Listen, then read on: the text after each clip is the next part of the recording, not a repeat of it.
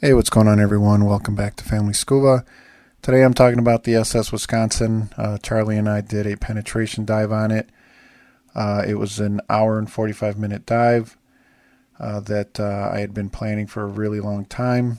My son and I did this dive many, many years ago when we first got certified as one of our very first advanced dives in Lake Michigan.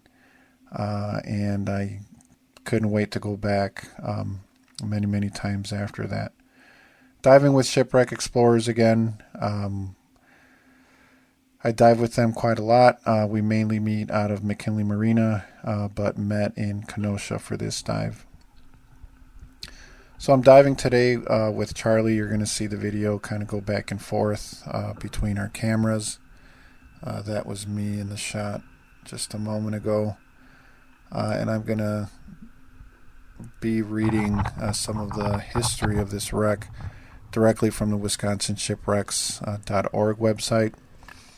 You can go there and visit it yourself and check out some of this information about why read it when I can read it to you.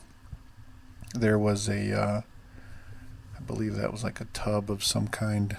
So this was a cargo ship, and it had a full load of stuff, including 3 cars that I'll get to in a little bit. But first, a little bit about the service history. The Wisconsin was built by the Goodrich Line and launched on October 11th, 1881. In Michigan, in 1886, the Wisconsin was sold to the Crosby Line and named the Naomi. Under this name, she became the victim of a fire in the middle of Lake Michigan on May 21st, 1907. It looked as if the Naomi was doomed until the bulk freighter Curry came to her assistance. The Naomi was towed to the shipyards in Manitowoc, Wisconsin, where she underwent a complete rebuild. In 1912, Mr. Crosby lost his life in the sinking of the Titanic. Shortly thereafter, the Naomi was renamed the E.G. Crosby in his honor. Then in 1918, because of World War I, she was taken over by the United States Shipping Board and renamed the General Robert O'Reilly. And she served as a convalescent hospital ship.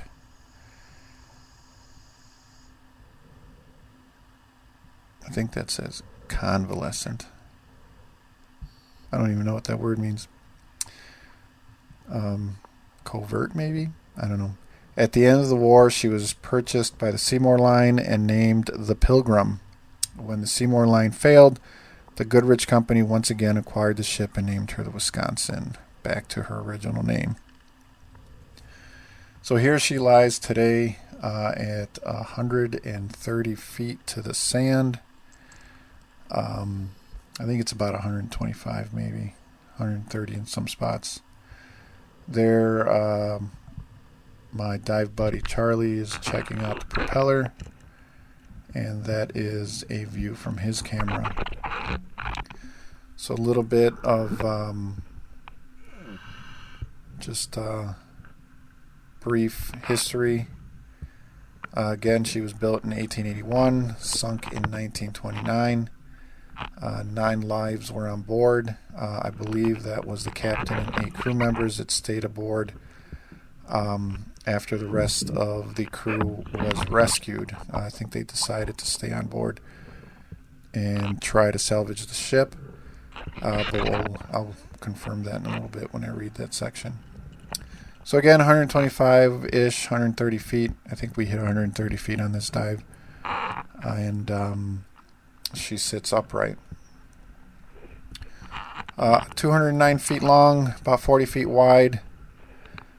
Depth of hold about 20.9 feet.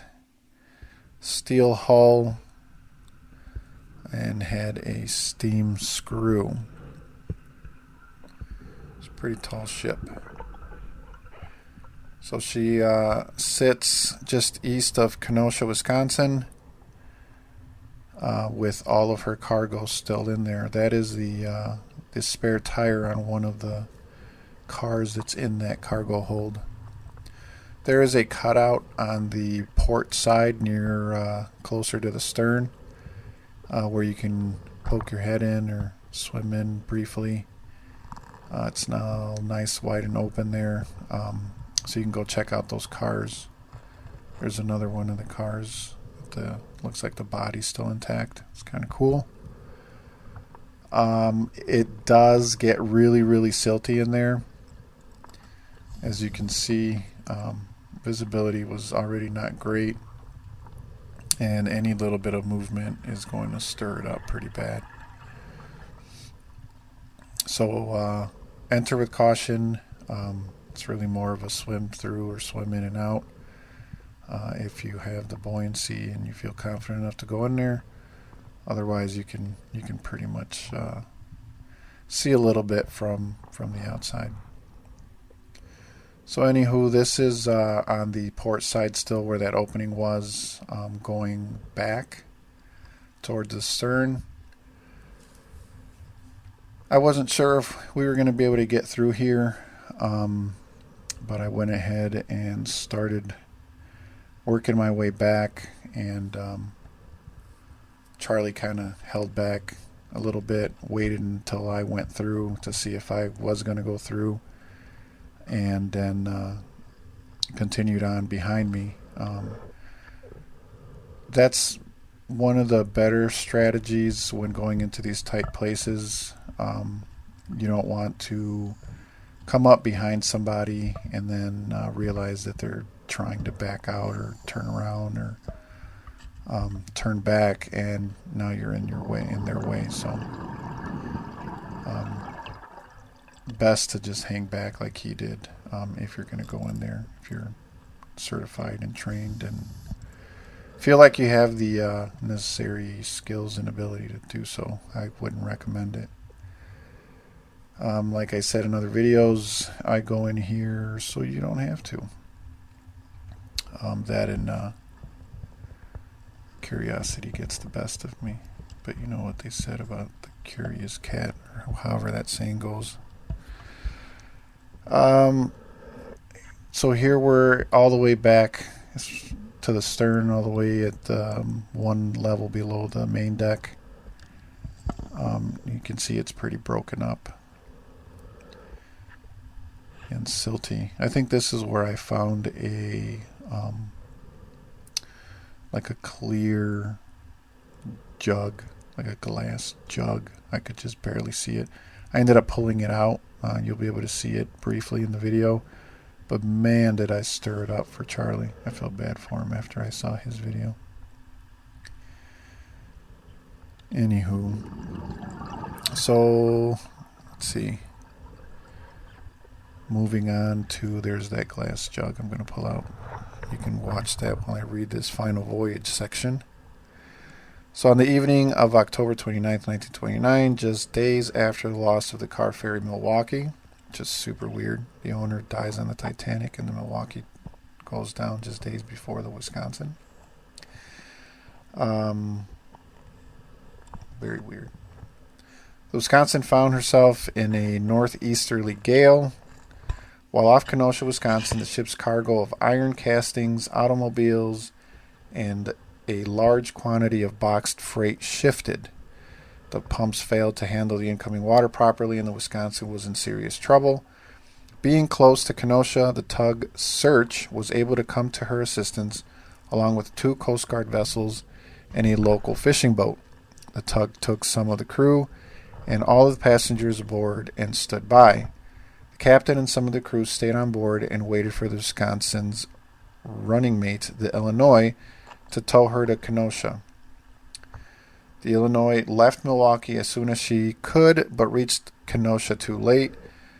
For early in the morning, the Wisconsin suddenly plunged below the waves, taking the 9 crew members with her, some within the vessel and others in the water.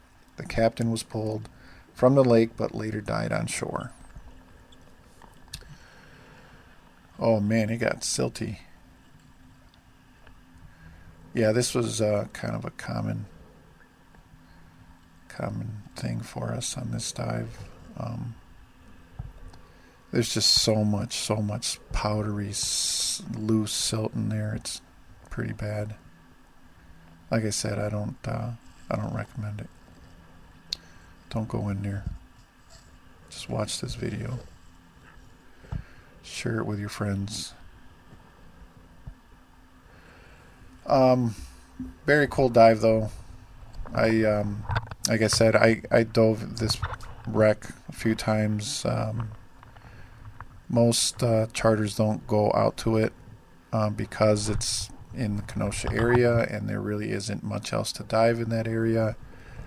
So you might get 1 or 2 opportunities a year to dive this wreck. And I was very fortunate to be able to make it out this time. So I just snuck out through an opening in the upper deck there, and you can see Charlie still making his way back. Doesn't look too badly silted there.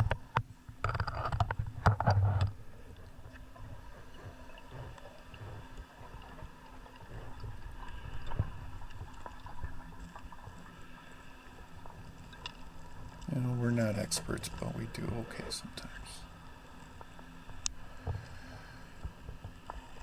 Charlie is diving with the KISS sidekick. You can see that on his right side there. He's got an argon inflation bottle on his back. That configuration seems to work for him. And then he opted to dive with just a bailout cylinder on his left side rather than his usual second rebreather. This is a view going back through the that port side hallway toward the stern. This is the view that Charlie got. Poor guy. Kept having to swim through all the silt I kicked up. But again, he's going to kind of hang out here. I think he's probably wondering what in the hell I'm doing. And I'm sitting there wondering if I should try to squeeze through there.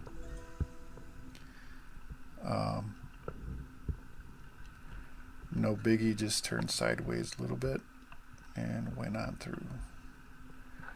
No problem. So the one advantage to the side mount units we're using is the low profile, but they definitely do make you wider. Suppose I could take the bungees off and let the tanks hang down below me, but I wouldn't have fit through that opening either way. My shoulders would have been too wide anyway. In other news, this is the engine room. We just dropped down in here through a big opening in the top. It might have been like a vent at some point, maybe. Seeing as how it's right on top of the engine, but it's definitely big enough for us to get in. That's got like a sink in the corner there. It's really cool to see these walls still standing.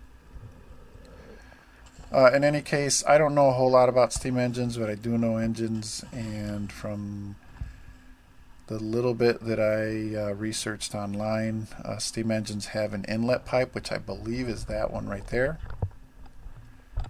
and an exhaust pipe. They go in one side of the engine, like this one would have typically been like a 3-cylinder, I believe. Goes into the first cylinder and then works its way through the second and the third, and then there's usually a big curved exhaust pipe on the end where the third cylinder is. What we're in here is just one deck below the upper deck, and you can only see what is the top half of the engine. So you can see the supports there on the bottom left. There's the big exhaust pipe. I believe that goes down to a condenser. Not 100% sure though. And all of this is just the cylinders, 1, 2, and 3. And below this deck would be the support beams that hold the top of the cylinder head there, and what would be the big long connecting rods connected to the crankshaft that ultimately connects to the output shaft to the propeller. So based on the orientation, to be honest, I don't remember what direction I'm facing here, but I'm going out, and that would have been the front of the engine, so I must be moving towards the bow. Right through my silt. And we'll fast forward to Charlie coming out. One common thing you'll see, kind of a side note, in my videos when I'm diving with Charlie and a few other of my more regular dive buddies, is we like to carry these strobes. One, when they're attached to the diver, as you can see, as Charlie was coming out of there, you can barely see him, but you could see that strobe, and you can see his flashlight. The advantage to the strobe is that it floats up above the diver, and if he's facing away from you, you can't always see the flashlight very well because they're shining it away, and their own body creates kind of it blocks a lot of the light, especially a narrow beam light. But that strobe will definitely light up and cuts through silt really, really well. Not my idea. That was taught to me and several of the other divers that I dive with through some of our training. So that's the opening there. That's the front of the engine. So right now I'm facing the stern, swimming back.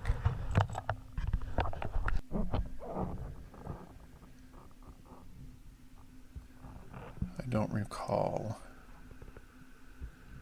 Yeah, we have to keep, we're still going backwards, I think, towards the stern. So that's me there again. I like this shot just because you can really see how damaged the top deck is. And a lot of that would have probably been from all of the air that was trapped in the lower decks trying to work its way out. Kind of just expanded everything, and then when it gave out, when the structure gave out, it obviously broke up like that, and allowed all the air to escape. Looks like we're at about 30 minutes into the dive here. Like I said, this was an hour and 45 total minutes. We did it all. We decided to just do one dive versus doing two shorter dives. The waves were pretty bad that day, and I wanted to spend at least amount of time at the surface as possible. So here, we're dropping in, I believe this is on that would be the port side there, because we swim around here and then head towards an opening on the starboard side. And this would have been like a cargo hold area, I believe. Not sure what was in here anymore. Those almost look like picture frames, but I don't know.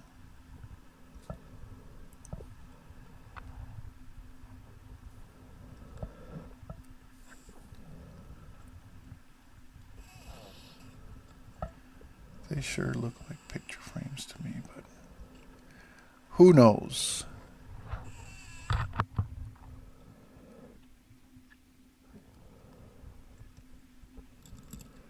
There's Charlie probably wondering why we didn't go that way. Oh, look at some wheels. Looks like those were probably rolling carts of some kind.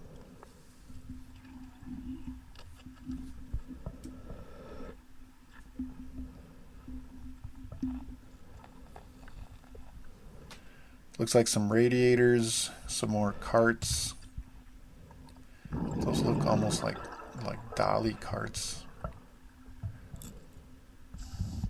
And then some regular box carts.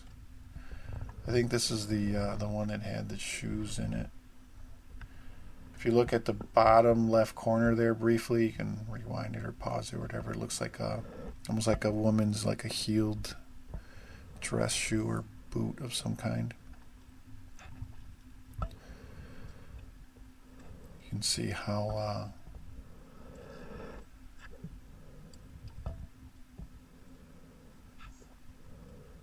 everything just went everywhere, either from shifting or just the sinking of the boat, the ship.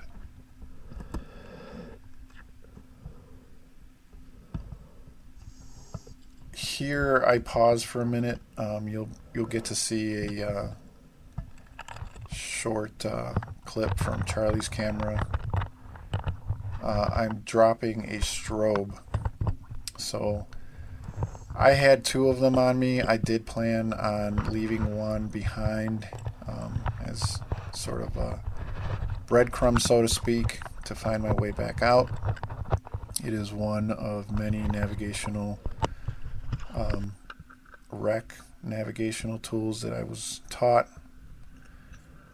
There's Charlie's view, and there I am setting the strobe, doing my best not to silt anything up. Eventually I think the back of one of the, I think it was the left rebreather loop hoses hit the top of that door opening, and then I just kind of floated up a little bit and hit myself there. But I get my other strobe back on because I really like having one on me, especially when someone's following me, or only when someone's following me. I don't usually use them when I'm by myself, unless I'm bringing them for navigation. But anyway, back to my camera view again. Look at all the debris. All of this either shifted as the story goes and went all over, or a lot of this oftentimes happens when, again, just the violence that occurs when a ship goes down with all of its cargo still on board. There's a burbot. I think I still don't know. That's how you pronounce that fish. Pretty sure it's. There's another one in the rafters, and this is part of the ship that's the steel hull. I believe we are right about the sand level. This is the second, the lowest deck there is, I believe. So there's the main deck, then there's the deck below that, and then there's one more deck below. Not 100% sure what that is, but that sure looks like a coal chute to me. But I'm not sure, because I believe that what's behind it is a steamer. And I apologize if I'm wrong on all of this. I can't seem to find a whole lot of info. But to be fair, I haven't done like extreme searches or anything. But I'm pretty sure that's the boiler, and you see that big giant crack on the front of it. This thing was probably going full steam, really, really hot, and then that really cold, 40-degree Lake Michigan water hit it and caused it to break open like that. So I'm working my way past that boiler toward the back, I guess, pump room. I have no idea what you would call this. But this is where all of the moving parts of this ship engine would be. I believe most of these pumps are moving water through the engine circuit,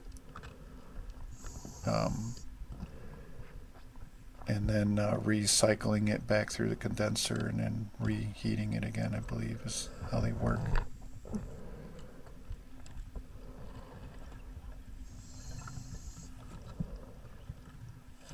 So here we hit the end of the line and decide at this point to go back, mainly because that orange guideline just kind of disappeared into the silt. Here comes Charlie.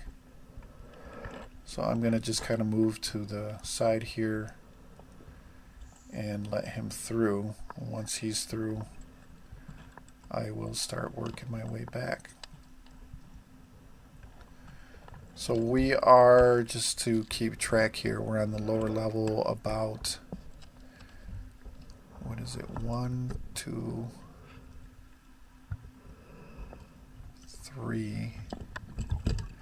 3 or 4 rooms back, and they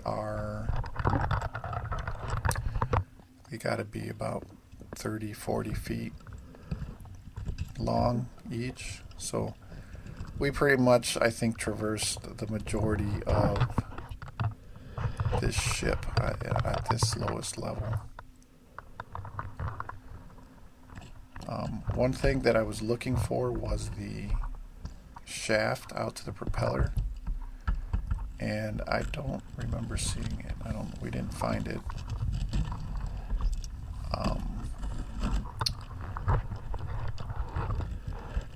So I don't know. I'm not sure. One confession, I guess, is that a lot of the times when I work my way back into these sections that require some work to get out of, usually what's in my head is, how am I getting out of here? So when I made it to the back of that boiler and I didn't see anywhere else to go, immediately my brain switched into, okay, now we got to figure out how to get out of here mode. Again, there's really very little concern on my part and Charlie's part. We had the guideline. We were being very cautious as far as silting it up. I think we did a fairly good job. I knew that section was kind of rough coming in and out, so I just kind of waited for him and made sure I got an okay to continue from him. And there's my strobe. Man, those strobes are awesome. As you can see, you cannot see daylight, even though that room was part of, that opening there leads out to a room that had tons of daylight. From that third room area, that third storage area, you could not see daylight at all. If it wasn't for that strobe, we'd just be going off of visual navigation. But having that strobe there just kind of gives you warm fuzzies inside, knowing that you are going where you're supposed to be going. So at this point, I am fairly confident Charlie is behind me. I probably could have gone over there toward that other side, but like I said, once I made it to the back, my brain was in exit mode, so I had to hit daylight before before I started over with another penetration idea or plan. Those look like tarps. No idea what those are. Stuff like that I don't like touching, because if they're made out of canvas or paper or something, they probably just fall apart.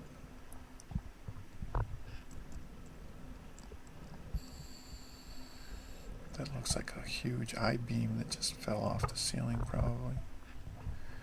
That's not concerning at all.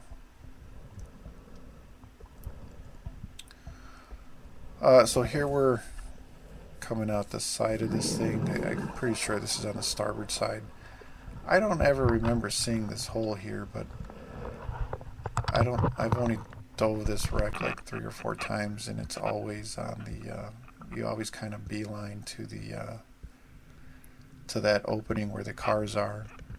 This was my first time doing it on a rebreather and then doing a longer decompression dive. I didn't see how long we've been here at this point. We planned on about a 55 minute bottom time. That's calculated at a max depth of 130 feet. So realistically, it ended up being like an hour and 5 minute bottom time. This is Charlie's view of me going past the boiler. There's that hole that looks like again, to me, looks like a coal chute of some kind.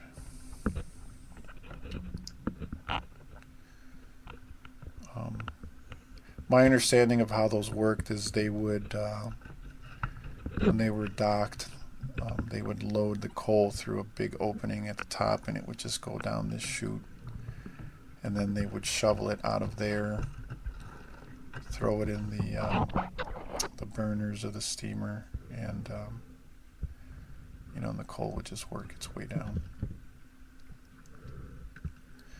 So this is Charlie looking at me, giving him the okay signal. He gives it back, and we continue on.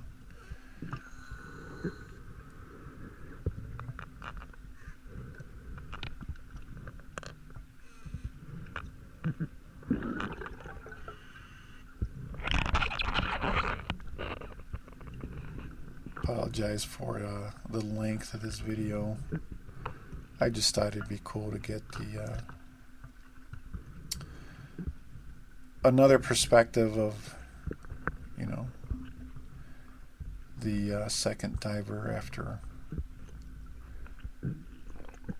after the first diver's gone through like a bull in a china shop. At least that's what it feels like sometimes. That thing's pretty cool. Look like some sort of cabinet or chest. Maybe there's gold in there. So here I am. I picked up the strobe. Charlie's right behind me, and we're gonna work our way out. I think he might look over to the side and wonder why we're not going to check out over there, but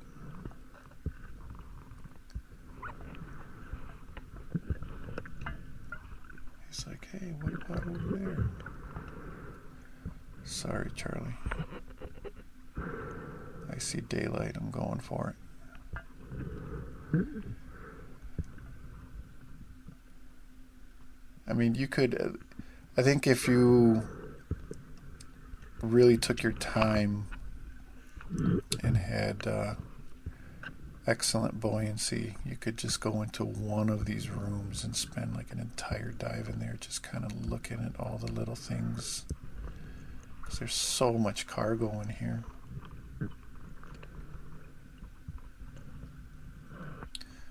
That's why I like the camera. Sometimes I rush through some areas and I go back and watch the video, and I realize that not really paying too much attention. More focused on the dive plan, getting in, getting out. But that's the nice thing about cameras and bringing footage back with you. You can come back and look at them over and over again.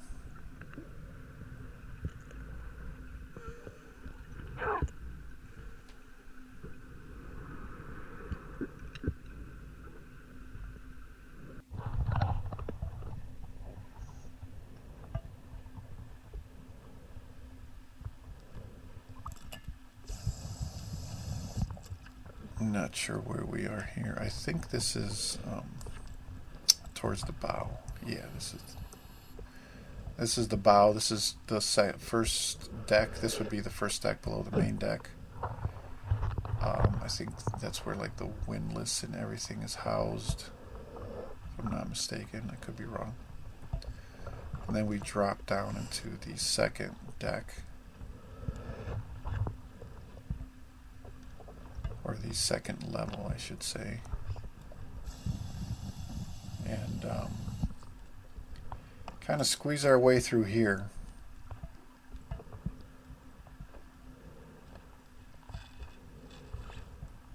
Again, I don't recommend going in these places. Like, after I sit back and I watch these videos, and more so when I'm narrating them, because then I'm really kind of like looking around to explain what I'm doing, I realize I probably shouldn't be going into these places. That looks like a table might have been there. It's kind of weird because then there's that one there, and this ship is not upside down, so I don't know why that one is. Looks like it's inverted. Not sure, but I believe those were tables. This might have been the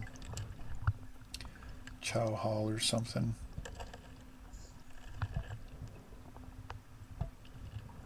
Look at those beams. That steel hull is really cool. Looks like it's all smashed in there. That one was definitely bent.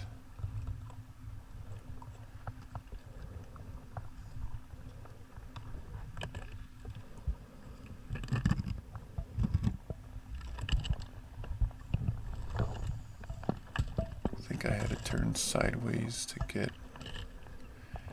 get through that section. But man, look at all that silt on the bottom. That's got to be several feet of silt, because this is, I mean, the opening we're swimming through here has got to be no more than like 3 feet. Not a whole lot of room. I was trying not to skim the bottom because that would silt everything out, but I was also making an attempt to keep my legs slightly extended so my heels weren't hitting the top all the time. Sometimes easier said than done. But here we're working our way back. This should be the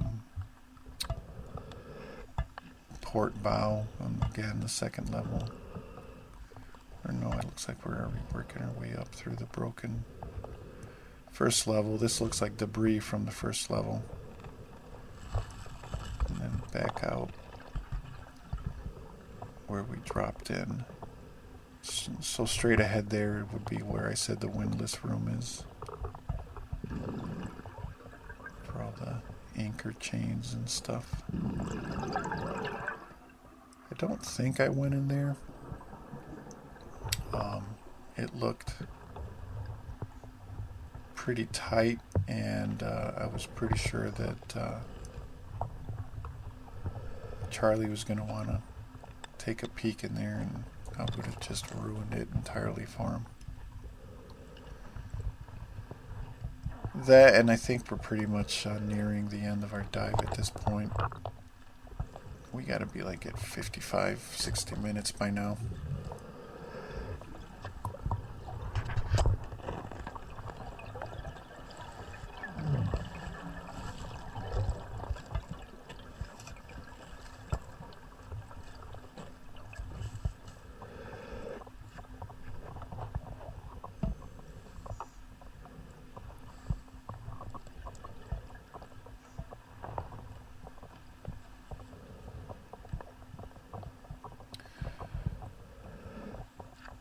So I don't know how many of you watching this are still sticking around this long to hear all of my yapping. But these dives are cold. There's that bent beam. Now this is an angle from Charlie's camera. I believe, and I think I put a like a screenshot of the conditions from the Shearwater app. I believe it was like 42 degrees. We were down there for an hour and 5 minutes.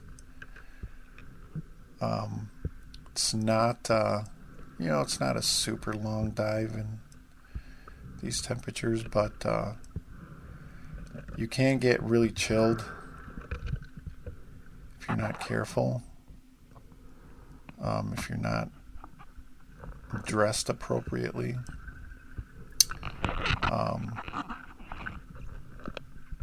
I started using a heated vest last winter, and those things are a real game changer.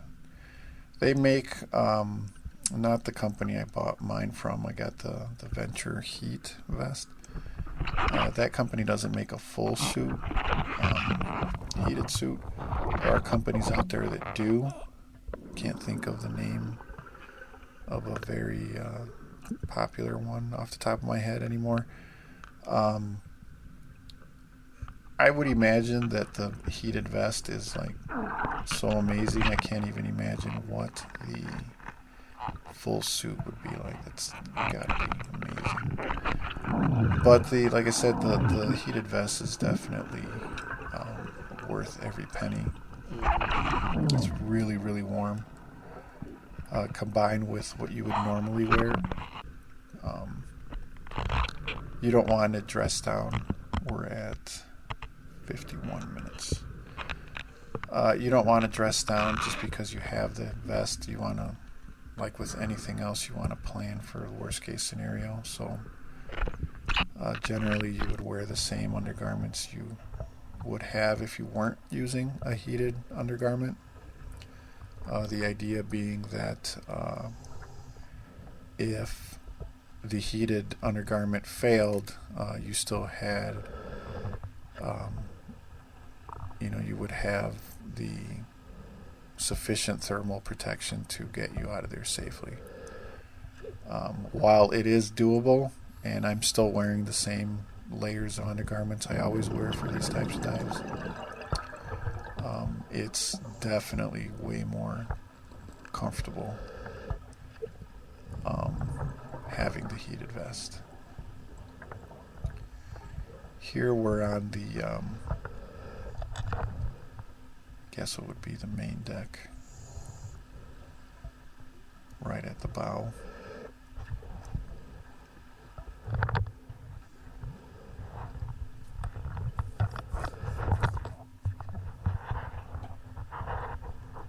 Just kind of peeking in here.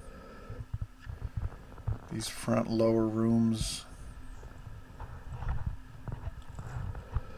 this has to be like in front of the windlass area.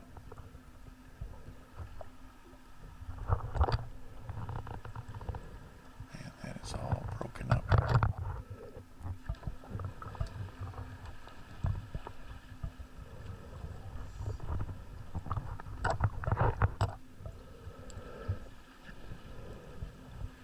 In any case, the nice thing about that vest, while again I'm sure the full body suit would be that much better, is that as long as you keep your core warm, everything else tends to stay warm. I like to think of it kind of like the way a radiator works,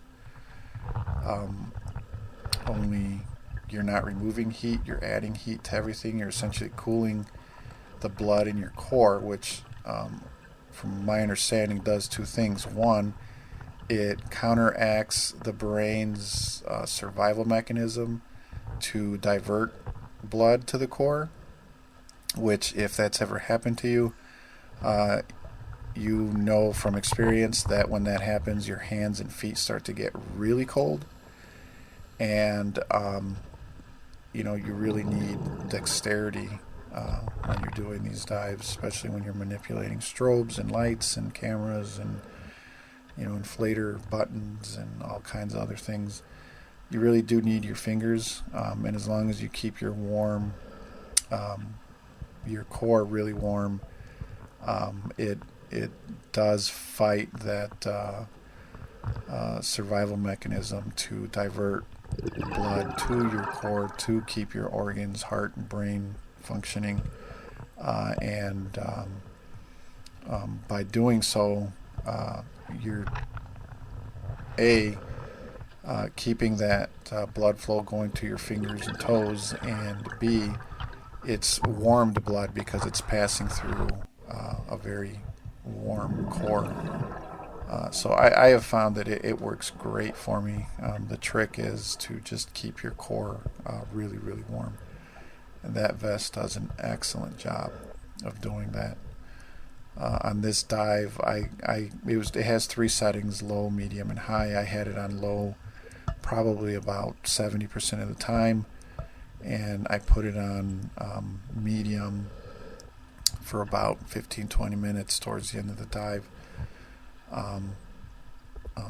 And it worked great, and then I just turned it down to low again when I started ascending up and kind of waiting at the deco stops.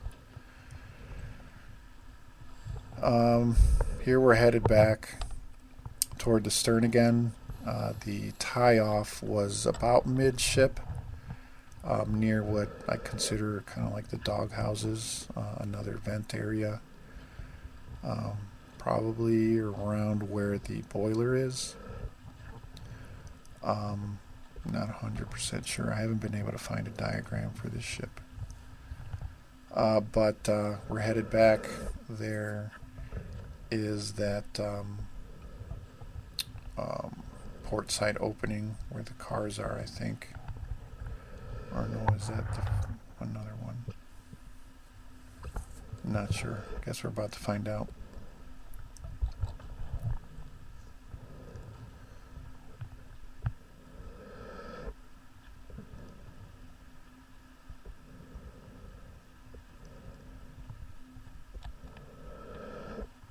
Yep, that is a second opening on the port side.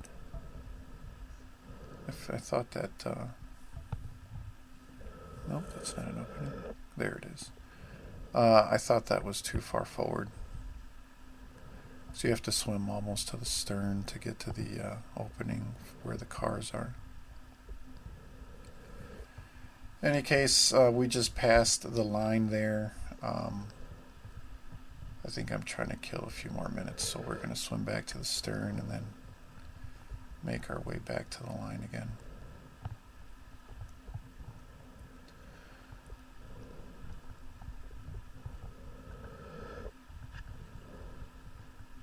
Such a cool wreck. I got distracted. I was not sure if I explained the heated vest enough. Thought about making another video. I might make a video on like undergarments and stuff, because people have made a lot of videos on those, but I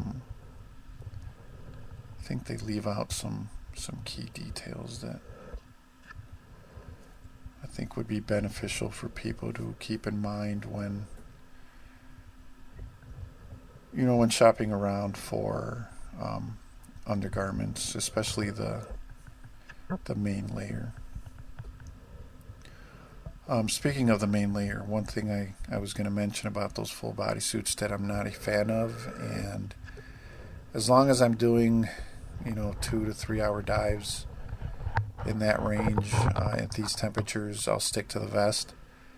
The one thing I do not like about that full body suit, and believe me, I'm pretty sure they're probably amazing, is the giant batteries that they need to run.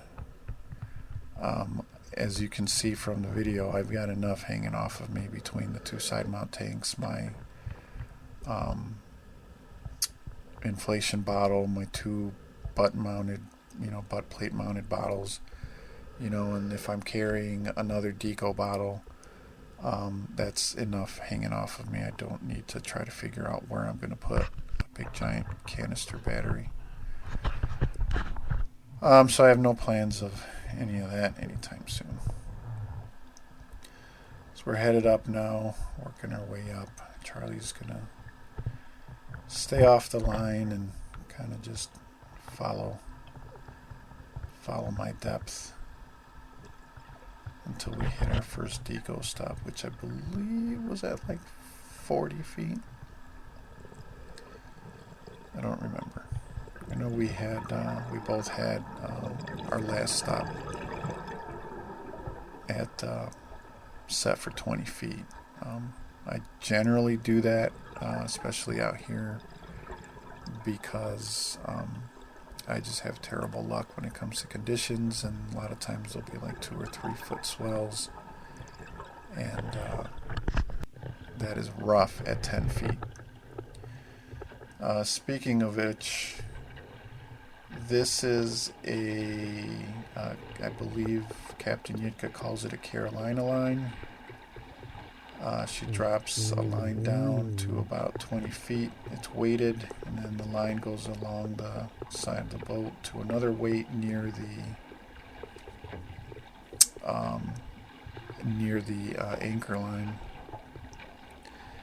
And the advantage to this is you can make your way up, or make your way toward the back of the boat, toward the ladder, without having to surface, which is very convenient when you're doing deco stops.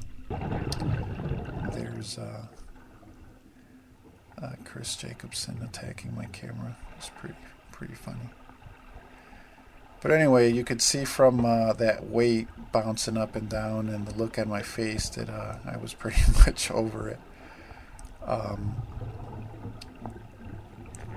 I got off the anchor line because it was just terrible getting pulled up and down like that. At least with that Carolina line, my arm was doing the only thing doing the bouncing.